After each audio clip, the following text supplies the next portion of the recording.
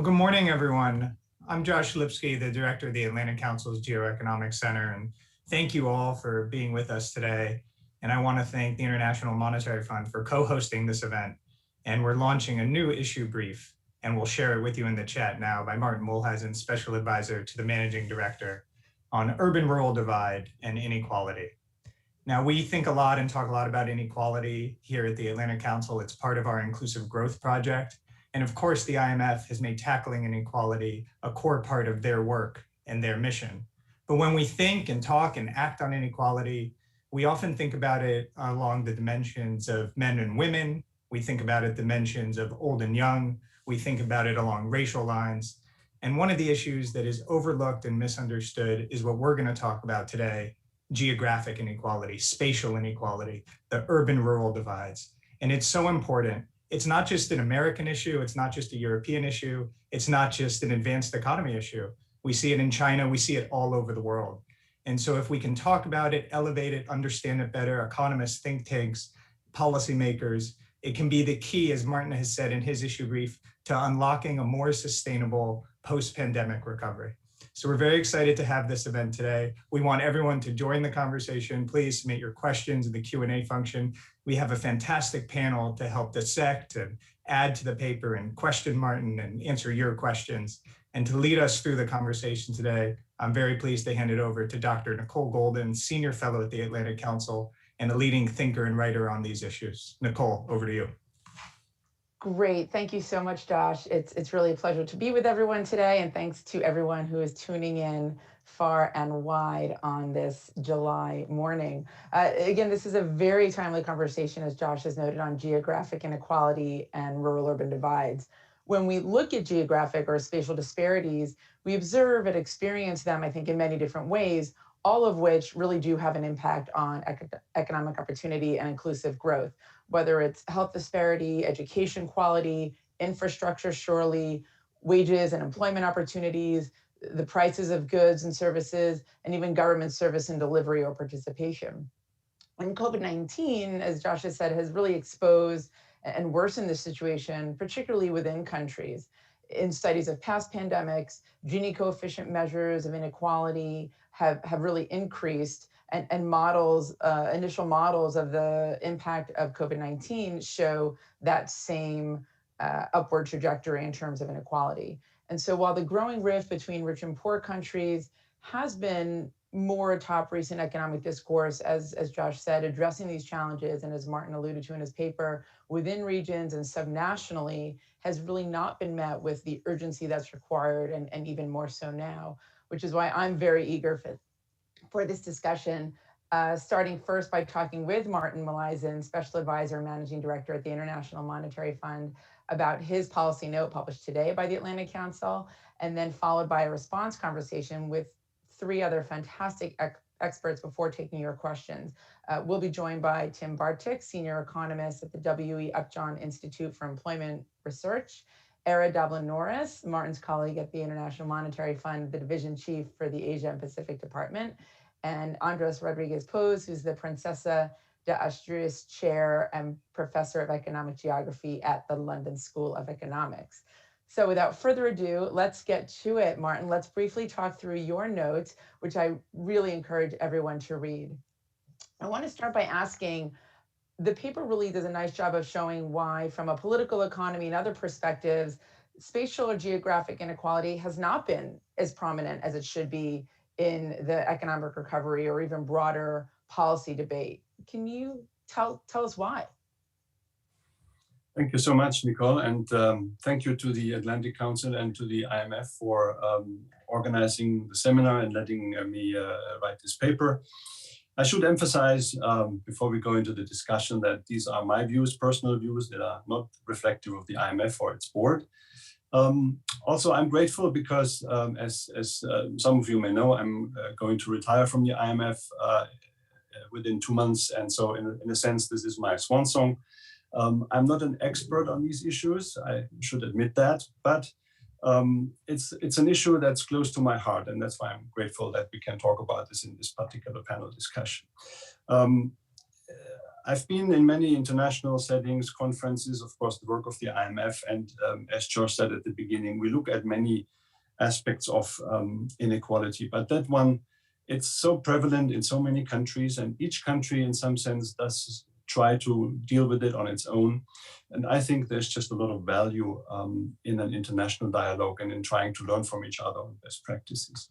And so since I was kind of trying to get the conversation started, I'm really grateful that we're joined by 3 experts in the field who have published on these issues and who have a reputation of really having contributed great ideas to the topic. And if by the end of it, we have a sense that there is value of this international dialogue, I think then I feel that we would have achieved our mission today. Now, why is this so important? There is, of course, a long-standing tendency that growth tends to be concentrated in areas of high productivity, that there is agglomeration, that there are network effects. But it's not just the recent elections in some advanced economies that have made clear that the kind of current level of the divide is really unsustainable. It's been a long issue before. I'm from Germany, and there we have the split between East and West Germany. It's been an issue in Italy, in the UK, in the US, of course. China has been mentioned, but Era will also tell us that the issue is really prevalent in other Asian countries too. So we need to address this growing inequality that has been fostered also by technology and by modern technology, by modern production chains and the like. Some people will say, well, it's not really just an economic issue, it's also a cultural issue. There are, issues of ethnic divergences, there are issues of minorities. I think that this is sometimes a bit overstated. But having said that, for example, in a country like Germany, where the population is, still fairly homogeneous, there is a clear issue of how people in Eastern Germany felt treated after unification that led to some of these divisions. So it's a very difficult and complicated mix. And the policy solutions are obviously have to be very individualized. But as I said, I think there is a lot of things that people can learn from each other. Why is it so important to address the issues? It's beyond the addressing minorities and cultural issues. It's also the productive potential of economies. If we neglect to bring a large share of the population and up and endow them with strong human capital, then countries will have difficulties meeting the potential growth that they will need to, meet their debt service requirements, keep their debt levels in check, and achieve the growth that is needed to also, for example, in aging populations to take care of the elderly. And then there's the whole issue of climate change and the policies that will need to be taken to achieve the net zero growth eventually. I think that has major implications for rural populations, especially, and we can talk separately about that. But this is kind of the context in which I see the debate. Thanks, Martin. Absolutely, you bring up some really great points that I hope we'll continue to talk through. And as you mentioned, your paper does a nice job of explaining in a little more detail what you see as some of the risks in particular of the rural decline. Rural areas are frequently, though I would argue, and we'll hear from others, not exclusively at the disadvantage. I think we're increasingly seeing more inequality within cities and within rural areas themselves, and we'll hopefully talk a little bit more about that. But if we care about inclusive growth, why should we care about rural-urban divide, and in particular the risks of rural decline? Well, as I said, I mean, the productive potential of an economy really requires everybody to be fully integrated in the economic process. But let's perhaps talk a little bit about the climate dimension also. We've been talking a lot about infrastructure investment in rural areas that will bring jobs to rural areas because we have to install, say, wind turbines, or we have to reforest large areas, or we need biofuels that are helping the environment. And this transition will not be able to do if we don't bring the large areas of and the many voters that are in rural areas, and many of who are dependent on the carbon economy at the moment, if we don't bring them along. I mean, there's a very interesting parallel in the US, for example. When you look at the outcome of the last elections, the divide between, for example, Republicans and Democrats is not only between, say, cities and rural areas, it's also between economies and counties that are that are largely dependent on the carbon economy, or areas that are more dependent on knowledge economies. So it is a very important economic issue. It is a very important issue going forward also for the success of climate policies. And as economists, we're always kind of quick to say, well, as macroeconomists, we're quick to say, well, we have the infrastructure investment, we have a social safety net. These are big macro parameters that we can set, and the rest will follow. But even with infrastructure investment, sometimes it doesn't necessarily follow that we will get jobs in rural areas. I mean, we've tried in the past. Eastern Germany is a very good example.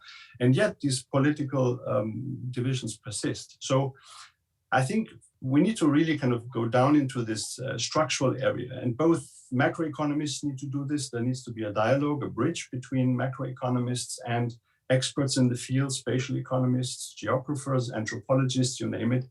And there needs to be a bit of an interdisciplinary dialogue to get to these policies that find widespread acceptance, so that they persist and that we have a sustainable effort that will be successful.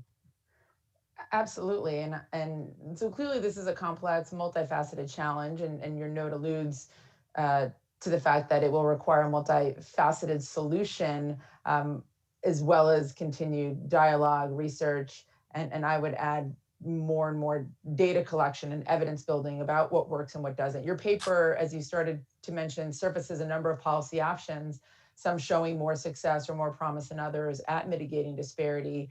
As we get ready to bring in the panel, can you just highlight a few more of the policy options that you surface in the paper so that we can continue that conversation with our panel and get some further thoughts? Yeah.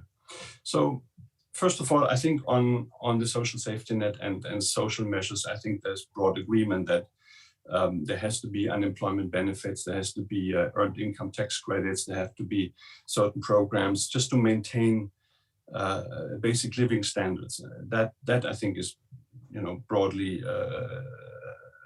that you find economists broadly in agreement with. But the point is, it's not really sufficient to lift the fortunes of these regions. You need employment growth. And then I mentioned that there's infrastructure spending.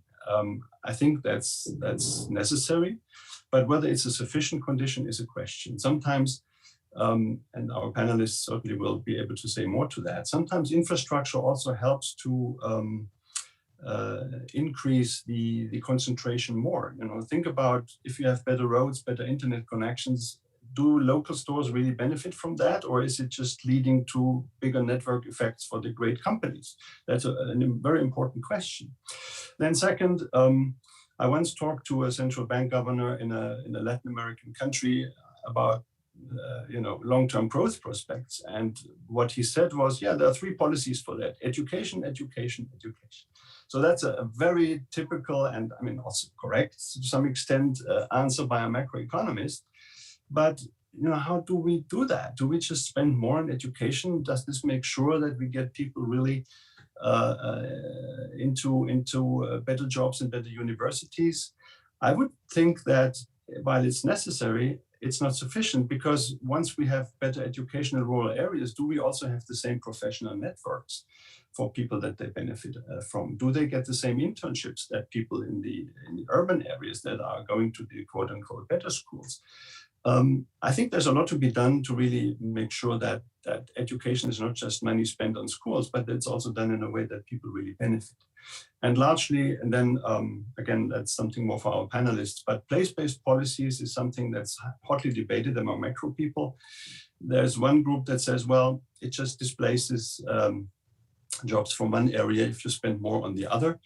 And therefore, why don't we let just the market solve it? And others, of course, like Tim Bartik, for example, has a lot to tell us about what policies could work and what should be done. I would just add that this is not something that a central government by itself can do. You need also, of course, very strong governance at the local area. It's not enough to spend money on rural areas. We also need to make sure it's being wisely used and that people do make the best out of their small tax revenue bases that they have. And I'd be curious to hear what can be done in the dialogue between central and local levels to foster that kind of governance that one would need. Great, thank you, Martin. You've given us so much to chew on already, and agree when we think about the education issues and the education challenge, it is very much not only about increasing access, but about increasing quality. And that does go beyond building schools and education infrastructure, which is critically important, and the digital infrastructure, which is critically important in schools and in societies at large, especially for commerce, as we've seen, but also when it comes to education, about teachers and about the opportunities and the relevance of education for the economies and the labor markets where people are and where people are moving to and will continue to move, again, within rural areas, between rural and secondary cities, and into cities at large.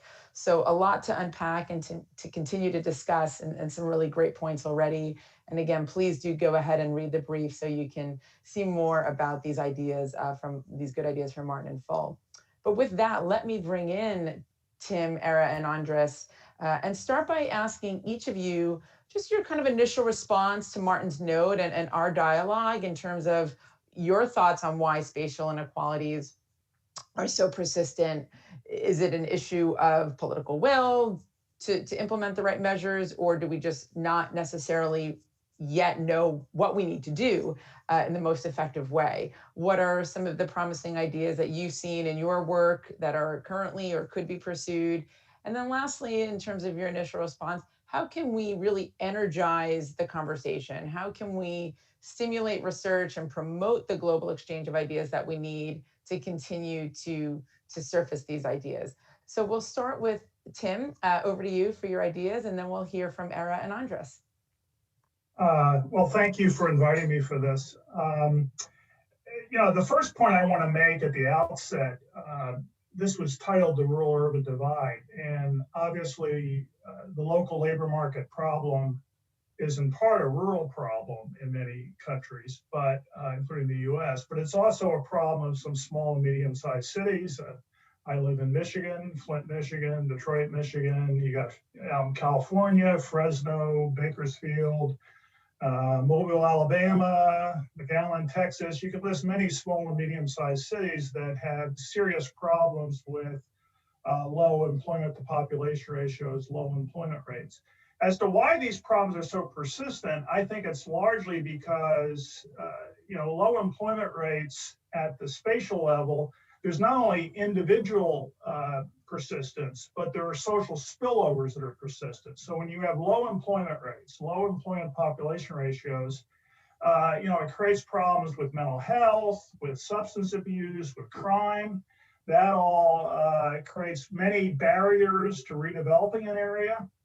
It also creates problems with the tax base so that the area no longer has sufficient resources to really invest in the programs that might solve that problem. So I do think part of the problem is simply mobilizing the resources, which requires assistance from some higher level of government. But another part is, can we identify policies that have a sufficiently low cost per job created, and once you create the jobs, a sufficient number of them actually go to the folks who lack jobs, that they could pass a benefit cost test. Now, economists' instinct on this is to say, okay, you have this problem with non-employment. You don't have enough jobs in the area. Let's just subsidize jobs. And that's kind of an automatic response of economists. And the problem there is that when you look at like employment subsidies, such as business tax incentives, they in so many cases simply subsidize what would have happened anyway, that the cost per actual job that is truly induced by the subsidy is often quite high. So what I push in a lot of my work is to say, why don't we do more in some business services, particularly the small and medium-sized businesses, that have shown evidence that they have a value to the businesses that significantly exceed their costs, and therefore they can have a higher bang for the buck. So the kind of business services I mean include customized job training programs where you train workers for a firm's particular needs. Things like business advice programs, such as manufacturing extension services that provide advice on new markets and new technologies to small and medium-sized manufacturers. There's a lot of evidence that these particular business services can create jobs at perhaps 1/3 the cost of simply throwing money at the problem through employment subsidies. I think infrastructure is fine. I think land development is fine, but I think those work better if you integrate them as services. So instead of just having land for business development, let's have a business incubator that has associated business services. That's more effective. And I also think employment subsidies can work, but if they're integrated with these things. So let's go to a firm and say, we're going to provide you customized job training, and if as part of the program you're willing to hire some of the hardcore non-employed, maybe you also get a cash subsidy for that for a period of time. But let's integrate it with these other services. The other thing I think we need to recognize in dealing with this problem is that one size does not fit all. There's no such thing as a single solution to local labor market problems. Some areas have a manufacturing base of some sort, and so some solution addressing that is needed. Some areas may have some nearby universities, some high-tech strengths. So maybe that high-tech strategy makes sense. Some places may be close enough to major cities that they can maybe play a distribution role. Some rural areas that have high amenities, maybe tourism makes sense. Maybe promoting remote work makes sense. We mentioned climate change. Maybe some areas can do something with solar energy or wind power. That might be a possibility. But what is going to work for one area will not work for another area. So what I pushed in this policy area is, rather than the national government or the regional government go into these local labor markets saying we're just going to provide funds for broadband or whatever. Let's provide a block grant that can be used flexibly in these distressed local labor markets. Let's target the distressed local labor markets, give them a block grant. It can be used for infrastructure. It can be used for customized job training. It can be used for small business incubators, manufacturing extension services. Let's let creativity operate at the local level, and let's be able to develop a package of policies that work for that area. And finally, you mentioned, well, how can we improve research in this area? Well, I think partly depends how we design the policies. We're never going to have randomized controlled trials in which we randomly assign some regions to get block grants and some regions not to get block grants. And we're never going to have a randomized controlled trial where we randomly assign some firms to get customized job training grants and other firms not to get them. But we can encourage strategies where we ask governments to allocate these resources through some kind of rational scoring system, where, say, a national government says, we're going to score these applications from distressed local labor markets.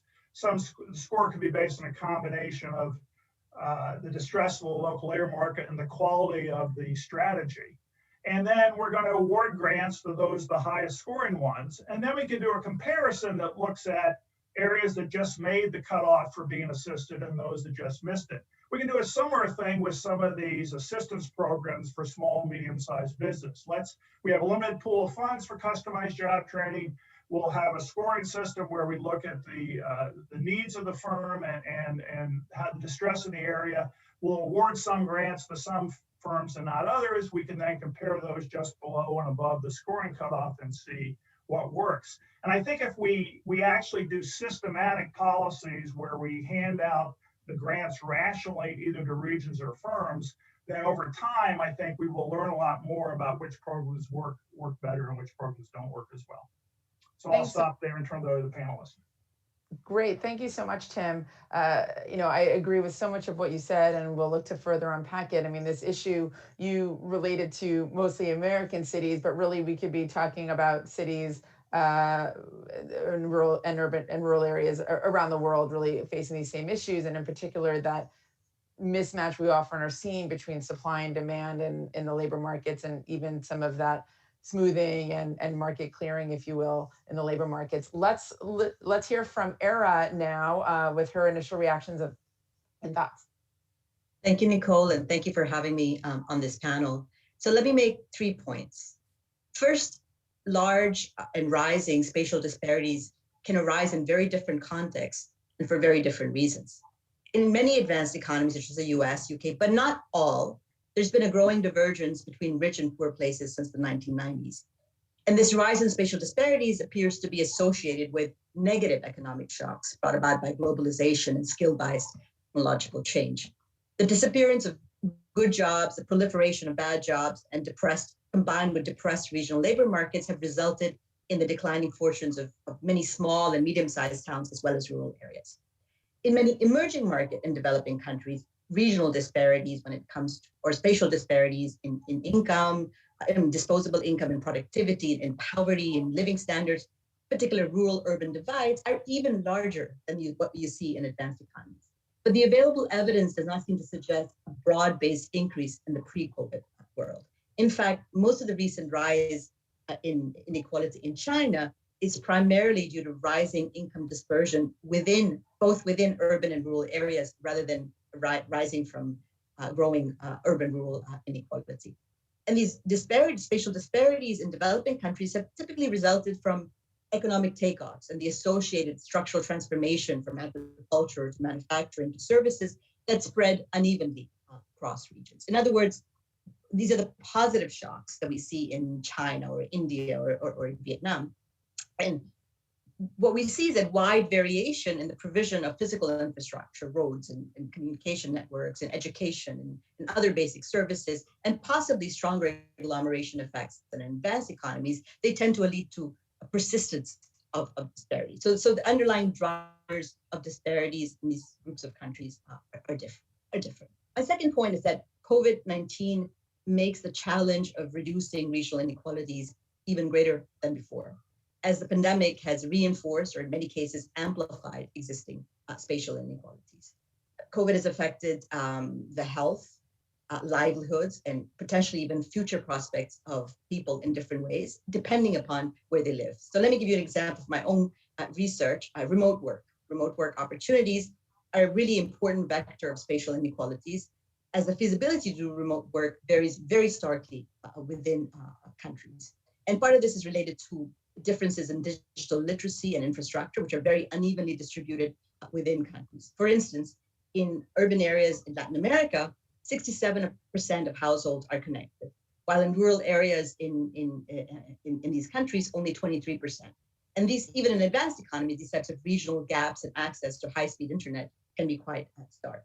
Yet, the pandemic seems to have also accelerated automation and digitalization, and these trends tend to favor more skill-intensive sectors that are concentrated in knowledge centers or in urban areas.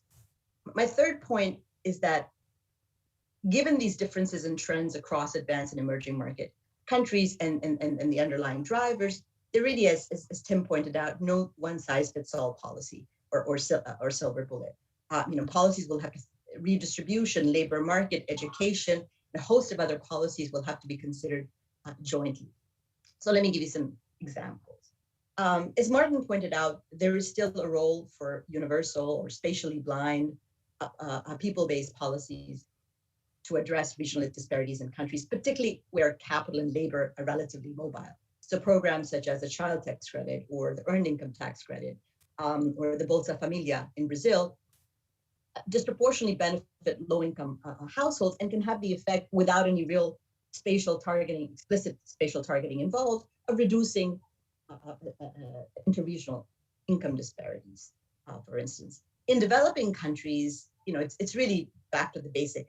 When I think about countries like Vietnam or Nepal or Laos, it's really back to the basic policies to strengthen public services such as health, education, rural electrification, and these can go a long way in reducing disparities.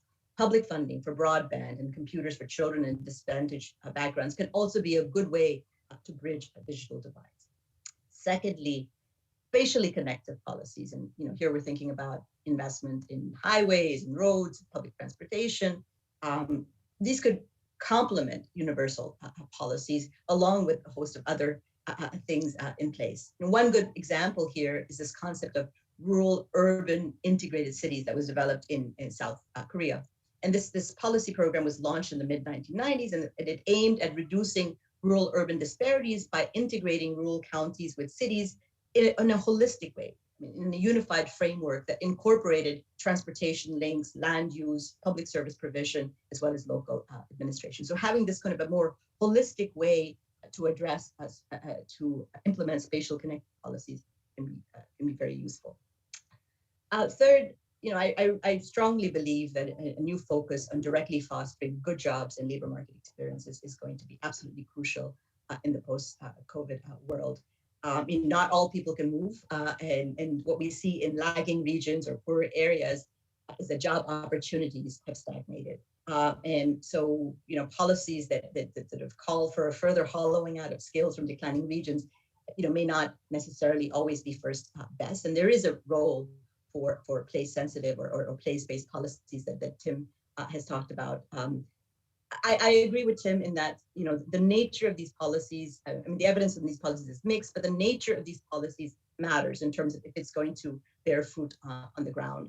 So thinking about innovative ways of providing content or delivery or financing of training or retraining, including new ways of thinking about public-private partnerships or employer-focused active labor market policies can really help with upskilling workers that is in a way that's commensurate with local conditions.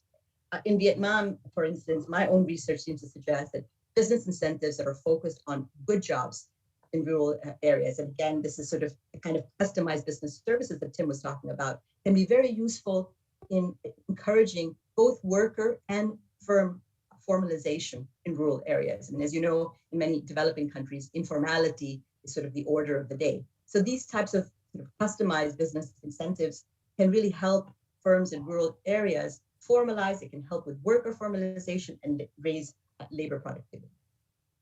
Tony Atkinson has talked about the importance of innovation, of encouraging innovation to help generate good jobs.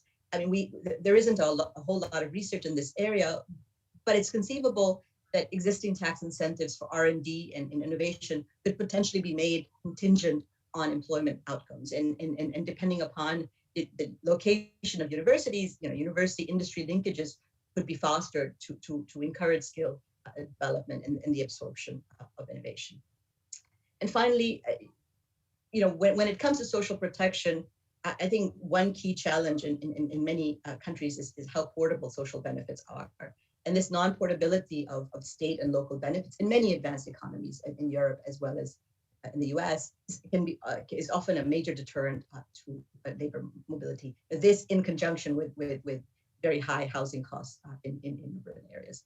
So when we think about sort of the appropriate mix of policies, ultimately it's really country context specific. The right mix differs between advanced and emerging market economies, between higher, lower income areas or states or regions, high density versus low density areas, and also depends on the key drivers of regional disparities. And fiscal costs of all of these programs and whether or not municipal, local governments have the policy space, whether the central government has policy space and implementation capacity, all of these are really important considerations in deciding what is an appropriate policy mix to address these issues.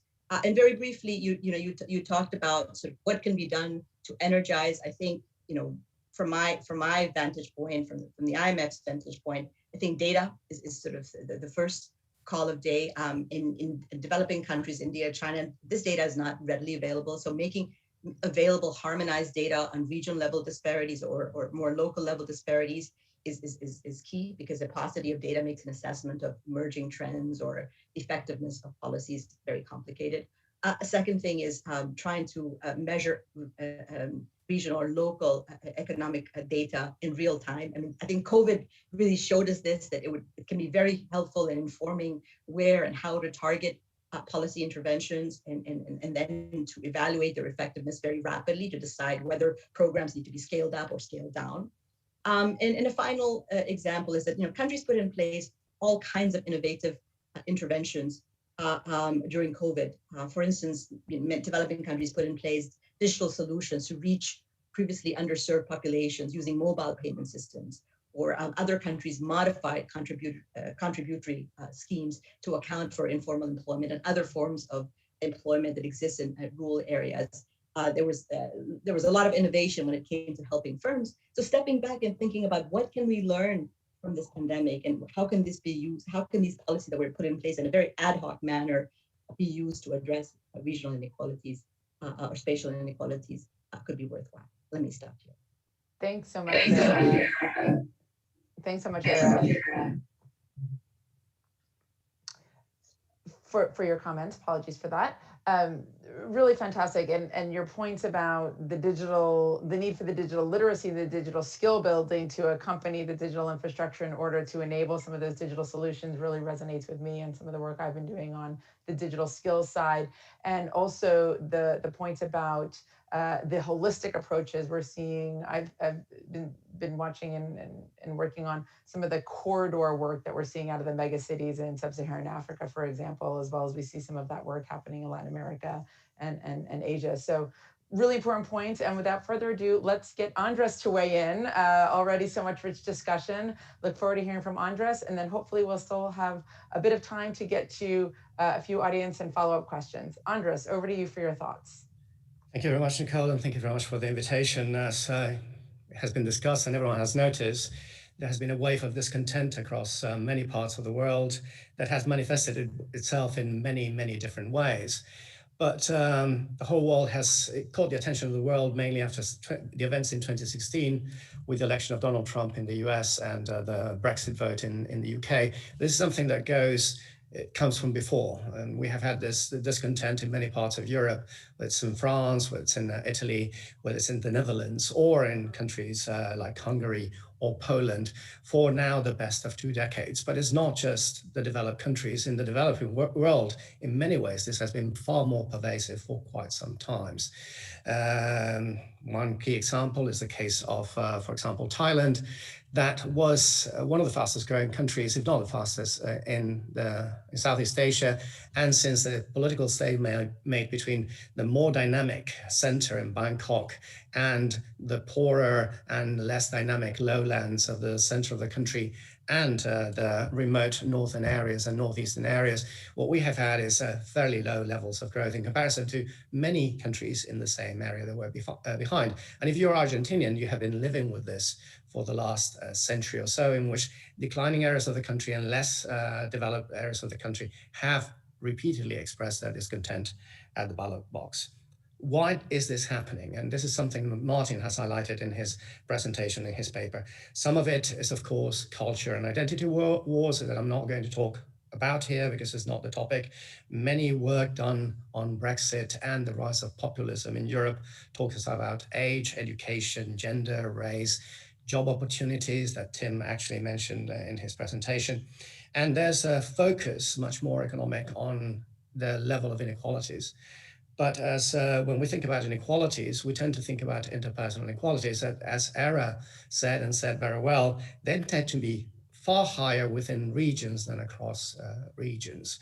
Having said that, these inequalities at the moment are not the ones that are setting our countries, our cities, our regions alight.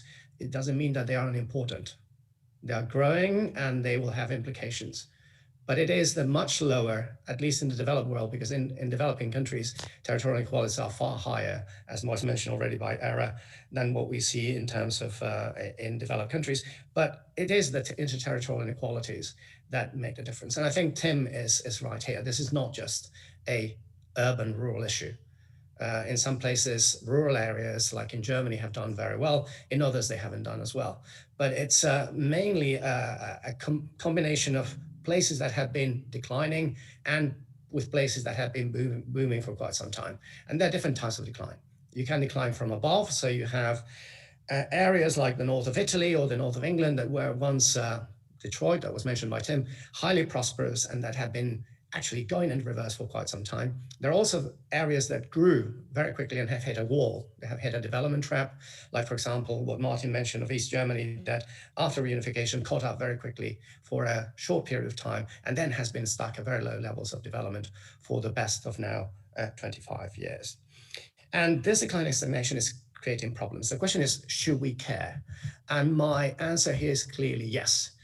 For many reasons. The first reason is that this rise of discontent, this rise of inequalities and territorial inequalities is leaving a lot of potential economic potential untapped. We tend to think, and economic geography, new economic geography, urban economics has told us in the last 3 decades that probably the greatest opportunities for growth happen in the big cities. And there are a lot of reasons for that. But if we look at the reality, we look at what's happening across the world. For example, we take the Fortune 500 firms, 19% of that, 96 out of 500 are located in cities of less than 500,000 inhabitants. 2 of the largest and biggest companies in Europe, the biggest apparel company in the world, Inditex, and IKEA, the biggest flat pack company in furniture, they were born in small villages in declining places and have grown out of nothing. But we look at other places, for example, in Germany, the big cities are not the most prosperous cities. It's not Berlin and it's not the Ruhr that have been driving the country. It's very small areas that have managed to actually create hidden champions. So there's significant potential that is materializing in Germany and is not materializing in France or in Argentina, for example. So the question is, why is this happening in some places and not in the others? But as importantly is that this growing economic and social divide, both within countries and across countries, is leading to a threat to democracy. Let us not forget what happened at the beginning of this year in the US. But not just that, is also leading to unhappiness and discontent that is rising at the ballot box. And as a result of that, we have Brexit in the UK.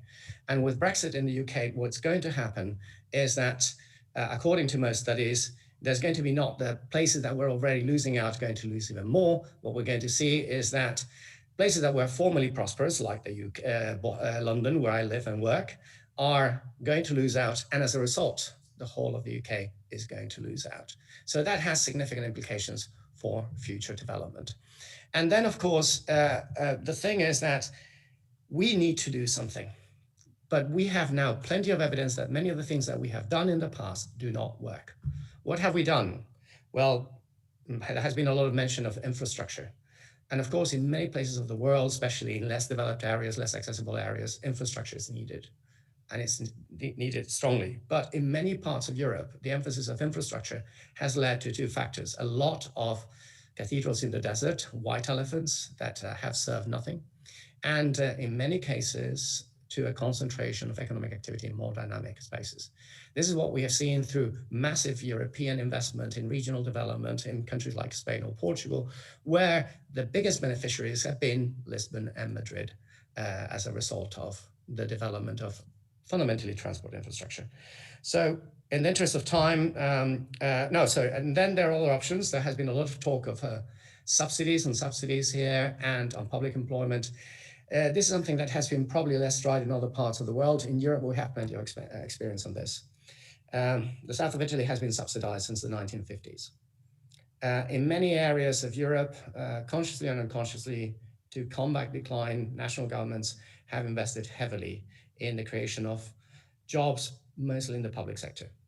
to the extent that in virtually every single country in Europe, the less developed, the more declining regions have got levels of public employment that go over 30% of the total, in some cases 50% of the total.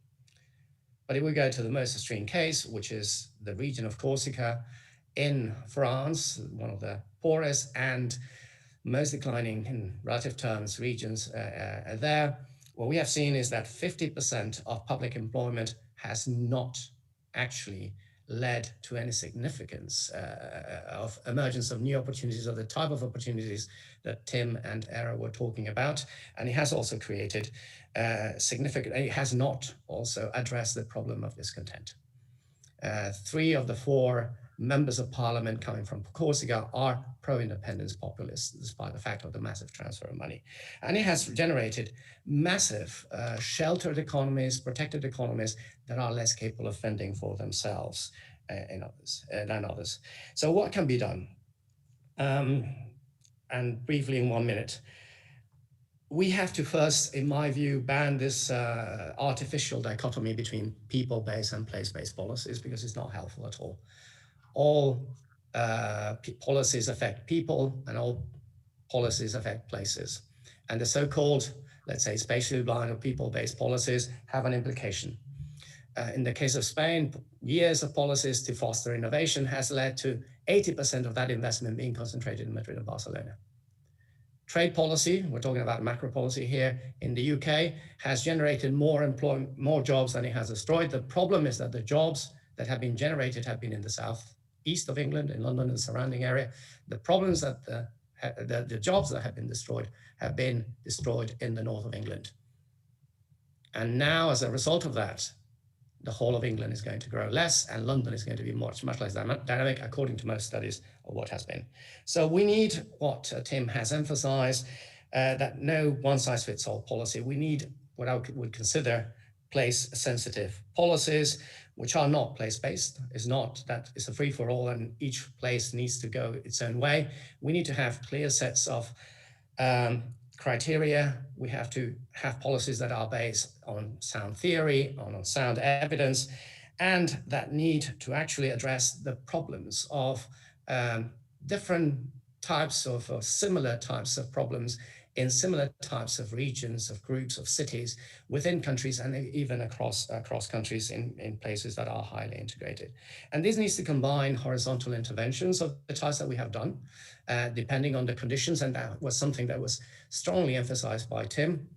Like, for example, more emphasis, why not on infrastructure, but also education, innovation at the local level, attraction of foreign direct investment. But also we need to build on what is in each place. And Tim has already also talked about this. But the idea that it's much easier to build on something that you have than to start from scratch. We have seen many high-tech illusions that have led nowhere. That doesn't mean that we're going to build and stay still and do the same. It's built to increase complexity, increase diversity, to actually be capable of reinventing sectors that perhaps have been struggling into something that is new by moving them and transforming them into related sectors. If we manage to do that, I think we are probably on the right track to address a problem that, if we don't do it, it's not that we're going to have a serious economic problem, is that we're going to kiss goodbye. We're also going to have a serious social and political problem, but we're going to kiss goodbye some of the very policies that are so much needed, because, for example, in terms of combating climate change, if we end up with liberal and anti-system parties governing most of the world, or just a few countries in the world, we are not going to have any sort of consensus in addressing these problems that are urgent and need coordinated policies, both within countries and across the whole world. Great, thank you so much, Andres, for adding more richness to an already rich discussion. A few, really interesting themes I think are popping out from the comments and from the responses. Just this idea of untapped potential, the idea of, is it people versus place or people and place? When we think about the solutions, the idea of integration in terms of the different ideas, integration between rural and urban areas, and the political economy considerations, which are not only kind of political economy drivers, but the political economy implications and moving into solutions.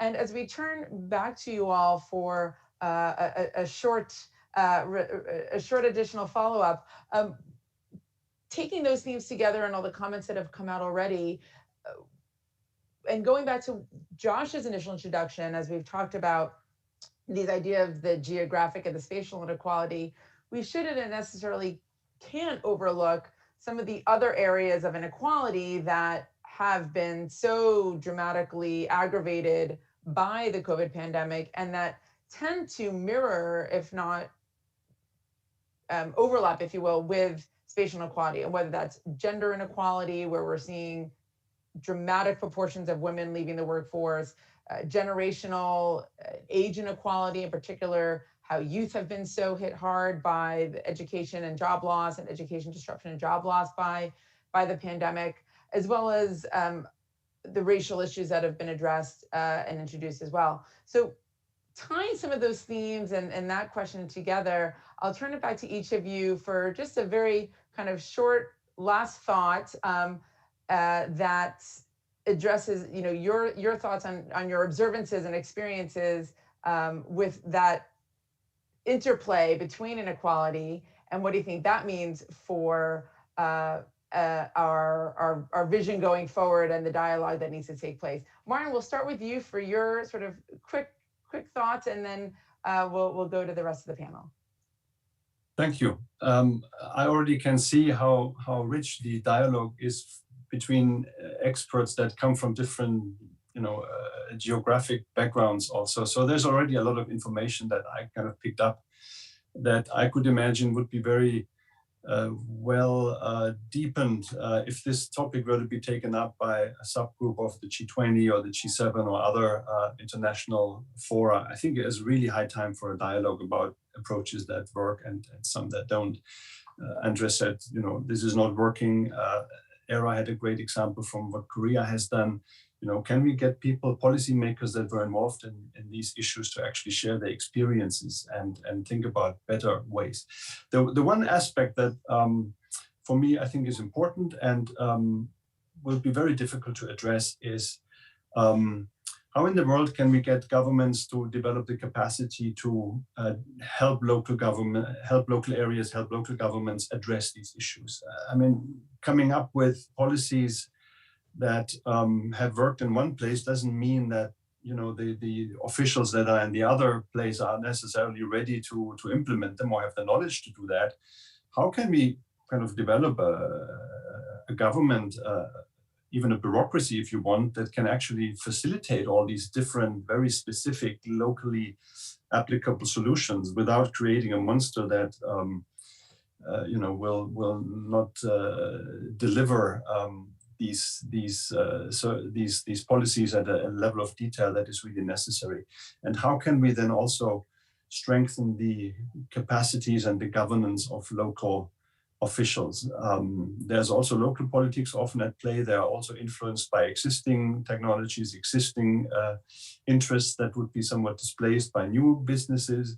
So I'm still kind of puzzled by, when it gets to the micro issue, how we can really implement all that and how the federal government can help without developing into another bureaucracy that creates jobs but doesn't add to solutions. So it's a very delicate balance, and I think a lot of it will depend on how it's implemented in practice. But there is really a need for a dialogue between different governments and people that have experience in that. And I think that's really the outcome for me of this discussion. Thank you. Great, thank you, Martin. And let me take those thoughts over. Actually, I'm going to come to you, Era, for your just, you know, last thoughts. And as you weave in this question around interplay of dynamics of inequalities, and I'm going to add one piece to the mix for you that came in from our audience, which I think you might have some interesting thoughts on, is the role of outmigration and the role of the concern about brain drain, if you will, or brain waste, for the term that some others use, and your thoughts on that as we wrap up. If you can unmute, Era. Thanks, Nicole. So I think you're right in that there is a very strong interplay between these various forms of inequality. I mean, just, you know, give you an example. We talked about remote work and the opportunity to do so. You know, the ability for people in low-income households to do remote work, the ability for women to engage in this kind of work, the ability for youth who tend to be in some of the more affected sectors, such as accommodation, food services, and so forth, to work remotely very tremendously. So, when we think about these kind of rural-urban divides or spatial divides, and we also think about the ability for people to work in specific sectors or to work remotely, to use technology, we see that there's a considerable amount of overlap. And it's not surprising that the areas or the sectors that have been most affected, and the people that have been most affected are sort of the same in each of these areas. So from that perspective, I think thinking about more holistic federal or national level policies, issues of progressive, should tax systems be made more progressive, the nature of social protection and transfer systems. I think there's we have to aggregate back up to the extent that there's sort of this Venn diagram where all these various types of inequalities meet. We have to aggregate up and think about issues from a universal standpoint, and then bring it down to what it means for specific place-sensitive types of policies. In terms of the issue of out-migration, when you look at developing countries in particular, out-migration has played a very important role in raising wages in poorer parts because they remit money back to these regions. And we've seen this dynamic take hold in India, in China, where migrants from poorer rural areas move to the cities and send back remittances, which raise wages. It creates a host of other problems, but this labor mobility has sort of served as an equalizing, a bit of an equalizing force, in the sense that rural wages have increased. The challenge is when there's brain drain in low density areas, and I think that's where you see the sort of hollowing out of skills and cities that really fall behind. And so the kind of policies that are needed to encourage migration and to provide opportunities to workers, the kind of structural transformation, if you will, that I spoke of in developing countries, that process is very different. I mean, in India, China, we need to think about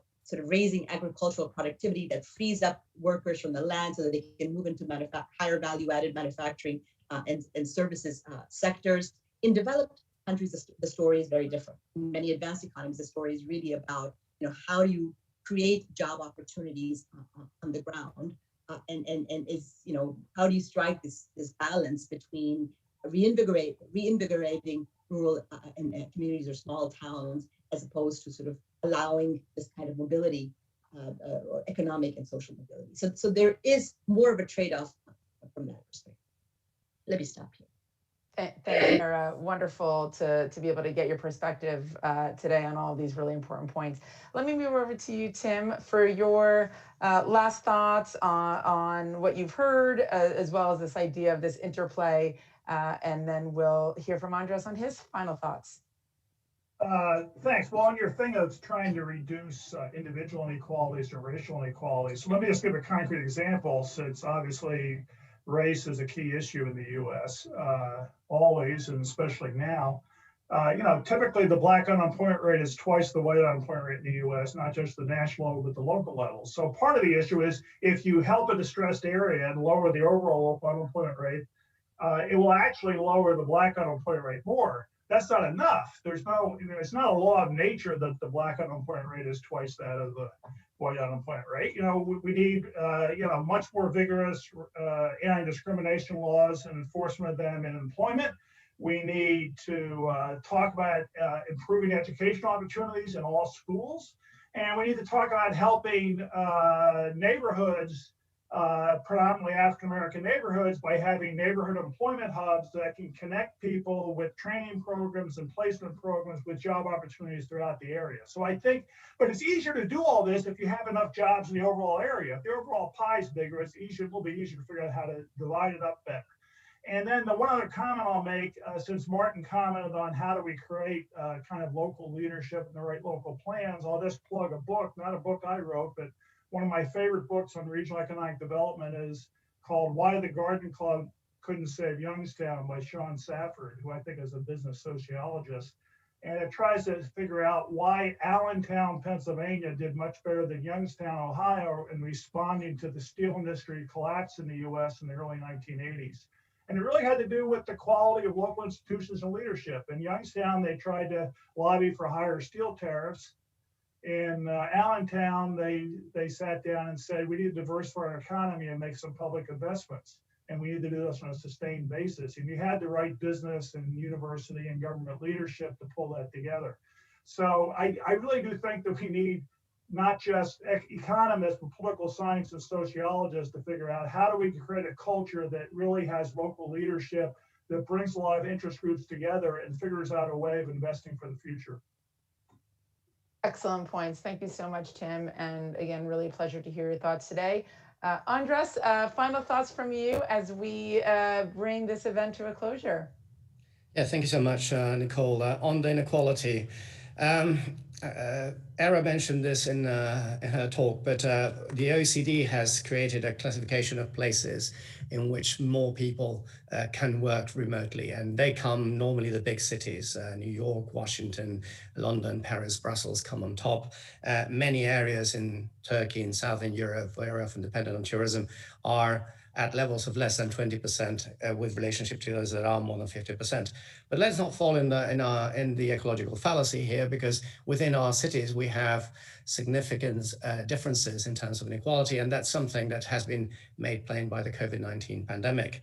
That when New York, for example, was ravaged by the pandemic in March, April, May 2020, the ones that decamped actually behave in a way that was very similar to what medieval kings and feudal lords did in medieval plagues. They moved out of the city, went to their housing manors, and then closed the gates of the city. So what we have seen is people that have decamped from New York, and there has been a lot of talk, to the Hamptons or to the Hudson Valley or to Miami, and the essential workers have remained trapped in the city. They are much less mobile. And very often, as Tim has highlighted, these are racial minorities. So there's a problem that is exploding, is going to explode, but it's something that also precedes the pandemic. Let me just talk about the high school dropout from Boston, Lincolnshire. And I put Boston, Lincolnshire because it's the place in England that had the highest vote for Brexit. But I could have put anyone in a similar condition from Cottbus or Hednitz in East Germany. These people cannot move out. So this idea that you move to where there are opportunities, move to, for example, Munich, or move to London, or move to San Francisco, the Bay Area, is not for them. Because first, they don't have the skills, they don't have the capacity, but also even if they had them, they have their social networks, their families, their lives there, and they probably like living there. So this is an unhelpful sort of situation in which traditional policies are not going to deal with. We can also not do nothing. Wait for trickle down and mobility to solve the problem. I think Martin has made it very clear it's not going to work. So what can be done? We have talked about place sensitive, and I'm going to say that this is already going on. The European Union, although it has remained under the radar, had the biggest reform of its cohesion policy in 2014, the biggest reform since 1989. And it has had teething problems. We are coming out of the first 7-year programming period after it was implemented, in which it implemented something called smart specialization, which was more place-based than place-sensitive. But it implied some principles like, for example, although the European Union provided technical support and provided funding, the ownership, the decision-making, the strategy-making was actually owned at local level. Of course, this implies, and it has been highlighted by Era, it has been highlighted by Tim, talking about leadership, the capacity building, which also Martin mentioned. But even this is something that it's ongoing. But for the first time in many of the policies that I have studied in my career, this is a policy that has put institutions, institutional bottlenecks, and capacity building at its heart. And it's probably the way to go forward. Of course, there are a lot of things that can be improved, but it's probably a much better option than just blanket subsidies as have been proposed elsewhere. Thank you so much. Yeah. Oh, I'm sorry. It's just Fine. we're running over, and I know we might be losing some folks. So, and I think that's just a really apropos place to stop. And you even gave us a little bit of economic history. So maybe we all got a little bit more than we bargained for today, getting into medieval territory. With that, let me just do a very quick thank you to our fantastic panelists, and of course to Martin and the International Monetary Fund for his paper, and turn it back over to Josh Lipsky to wrap us up and really break us out of this really fantastic dynamic conversation today. Thank you, Nicole. Thank you to the entire panel and Martin for just a fascinating conversation. And Martin, what you said about the G20 and taking this forward, timely given the G20 finance ministers meeting this weekend. And it's about action. And that's what this whole event was centered around, call to action, not just talking about it, but doing something about it. So thank you all for being part of that. It's just the beginning of the conversation, not the end of it. And it's summer in Washington, I think, but neither the IMF or the Atlantic Council are slowing down. The IMF made a major announcement this morning on special drawing rights, which can have implications for what we're talking about today. So I encourage those who haven't seen it yet to read about it, more process for them to go through, but an exciting development. We at the Atlantic Council have 3 major events next week, starting with Director General of the WTO on Tuesday, Dr. Ngozi Okonjo-Iweala. Then on Wednesday, Digital Services Tax event. Then on Thursday, an event on sanctions. All the links are in the chat. So we hope everyone stays involved and stays with us. I want to thank the IMF for their collaboration on this event. I want to thank in particular Anita and Jennifer and all our colleagues in communications at the fund. And I finally, on a kind of note of personal privilege, want to thank Nitya Biani, program assistant for us at the Atlantic Council. It's her last day with us. She was crucial in pulling this event together, in publishing Martin's paper, and crucial in everything we do at the center. So Nitya, we will miss you, and thank you. And thanks to everyone for joining us today. Thank you.